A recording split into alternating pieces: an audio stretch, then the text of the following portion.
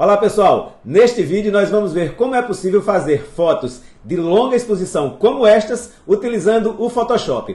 Lembrando que as fotos em longa exposição originalmente são feitas como resultado da aplicação de filtros especiais nas lentes das câmeras. Porém, é possível alcançar resultados incríveis utilizando o Photoshop. Vamos ao conteúdo. A primeira coisa que nós temos que fazer é selecionar a imagem onde iremos aplicar o efeito de longa exposição. Neste caso, eu selecionei uma imagem de arquitetura e nós vamos aqui observar que eu já tenho essa imagem com uma máscara aplicada, ou seja, eu já fiz o recorte anteriormente dessa imagem. E agora eu vou criar uma nova camada aqui de cor sólida. E nessa camada de cor sólida eu vou aplicar a cor preta. Uma vez que eu faça isso, eu vou colocar ela aqui abaixo da imagem que eu tenho ela já recortada, eu já vou ter aí um fundo negro, um fundo neutro. Então, sobre essa nova camada de cor sólida, eu vou criar uma nova camada transparente. Eu posso fazer isso com Ctrl+Shift+N, ou vindo aqui embaixo e aplicando uma nova camada, e ela vai criar uma camada transparente. Vou selecionar a cor branca como a cor de primeiro plano e vou com a tecla B selecionar o pincel. Existem duas técnicas para a gente fazer a longa exposição e eu vou mostrar as duas. A primeira é utilizando um grafismo, que é o que eu vou fazer agora aqui, e eu vou fazer aqui pequenos círculos e eu vou fazer com que esses círculos tenham diversas espessuras. Eu vou alterando aqui a espessura do pincel e vou alterando aqui e fazendo alguns pequenos círculos aqui por trás da minha imagem. De uma forma bem aleatória, não precisa ser nada preciso. E depois que eu fizer isso, né, eu vou definir aqui um ponto ou dois aqui de possível luz, né? O que seriam essas luzes? Na vida real seriam as nuvens que estariam sendo registradas e no seu deslocamento, uma vez que a gente teria a câmera com o sensor aberto e exposto à luz por um longo período utilizando um filtro, então a gente teria o deslocamento dessas nuvens em forma de rastros, que ficariam aí rastros aleatórios, e eu estou aqui reproduzindo a situação de nuvens, né? E aí quando eu fizer agora aqui a seleção, concluir esse primeiro passo aqui de desenhar esse grafismo por trás do prédio, eu vou selecionar aqui filtro, desfoque, e eu vou selecionar aqui, ó, desfoque de movimento. E quando eu selecionar esse desfoque de movimento, eu vou determinar qual é a direção que eu quero esse desfoque de movimento. Nesse caso, eu estou selecionando uma posição diagonal. Poderia ser também invertida, poderia também ser reta, mas eu vou preferir aqui fazer um movimento diagonal. Vou aqui um pouco mais. E eu coloquei aqui a distância de pixel máxima, coloquei aqui em 2000 pontos. Uma vez que eu já tenho aqui o meu preview, né, eu vou aqui agora dar OK. E quando eu der aqui OK, esse filtro vai ficar registrado e eu já posso utilizar novamente esse mesmo filtro apenas vindo aqui na opção do menu filtro e eu vou selecionar novamente aqui desfoque de movimento e ele vai repetir o efeito mais uma vez. Depois que eu fizer isso 2 ou 3 vezes, de acordo com aquilo que me satisfaça, eu vou aplicar mais uma vez aqui.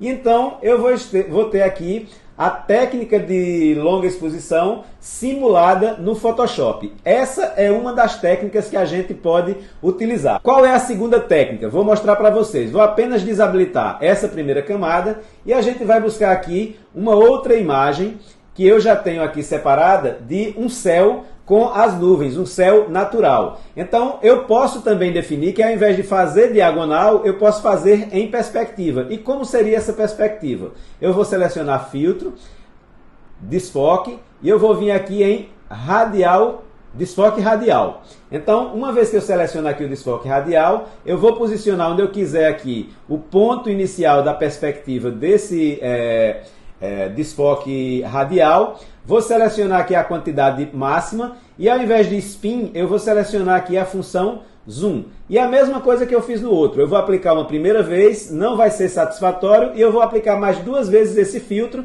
nessa imagem e ele vai me dar o desfoque dessas nuvens. Então ele vai processar e quando ele processar ele vai me dar o resultado, que é este resultado aí. Então não me é satisfatório, eu vou aplicar mais uma vez aqui o filtro.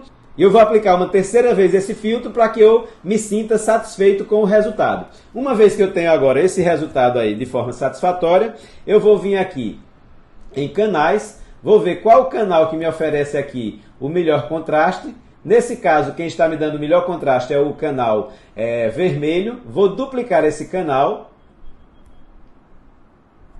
Quando eu duplicar esse canal, eu vou vir aqui no canal duplicado, vou selecionar imagem, ajustes e níveis. E aí eu vou dizer ao Photoshop que eu quero que tudo que seja escuro fique mais próximo de preto. Tudo que for branco fique mais próximo de branco. E aí eu vou ter esse resultado aqui. E aí eu vou selecionar aqui Ctrl A para selecionar a imagem toda, Ctrl C para copiar essa imagem e vou voltar para a imagem que eu estava editando aqui com o meu prédio.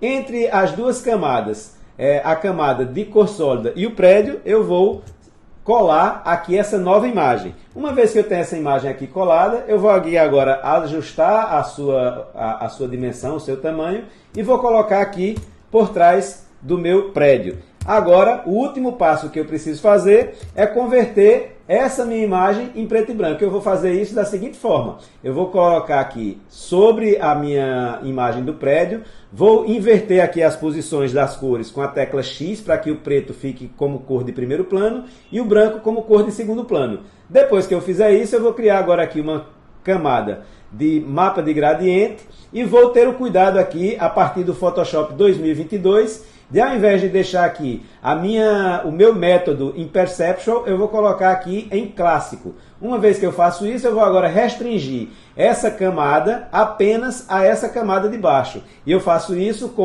clicando duas vezes aqui e eu vou clicar nessa função aqui para apenas restringir esse efeito à minha camada imediatamente inferior, que no caso é o meu prédio. E aí então eu tenho agora a minha imagem em longa exposição, com o segundo método, a segunda técnica. Então eu espero que todos vocês tenham gostado e possam aplicar esses recursos e esses efeitos de longa exposição a partir do Photoshop e de uma maneira muito artística. Vejo vocês no próximo conteúdo.